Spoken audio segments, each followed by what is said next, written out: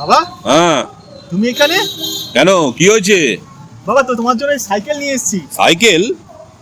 তুমি তুমি হেঁটে অফিসে যাও, আমার খুব খুব কষ্ট হয় বাবা।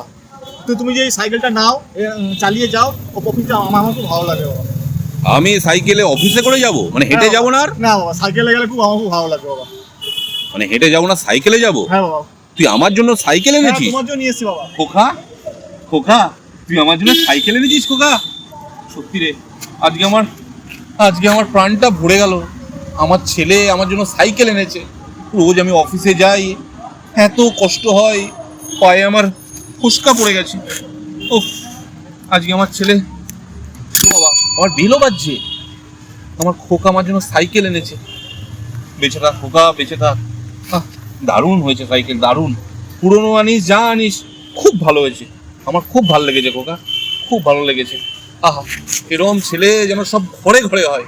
এক একটা রত্ন ছেলে আমার। দেখো, আমার জন্য বাবার অফিসে যেতে কষ্ট হয় বলে আমার জন্য সাইকেল এনেছে। ওরা ডিম ভাবে আপনার জন্য, জানেন? কেন, কি হয়েছে রে? জঙ্গল পাড়ায় গিয়েছিল, জুয়া খেলেছে আপনার ঘটের টাকা নিয়ে, 20,000 টাকা নিয়ে গেছিল বাড়ি থেকে। নিয়ে গিয়ে ওখানে পোদের লাথি মেরে দাঁড়িয়ে বলেছে সাইকেল নিয়ে বাড়ি যা। রে, ভাঙা সাইকেলটা দিয়েছে কেন? সাইকেলটা দেবে না, বললো হেঁটে যাবি কেন এত দূর থেকে, যা সাইকেলটা, ভাঙা সাইকেলটা নিয়ে যা, গিয়ে বাবাকে গিয়ে দিয়ে আসবি। বাবাকে দিয়ে আসবি? হ্যাঁ, বাবাকে দিয়ে আসবি। তুই তুই এতক্ষণ আমার সাথে মিথ্যে কথা বলছিলি?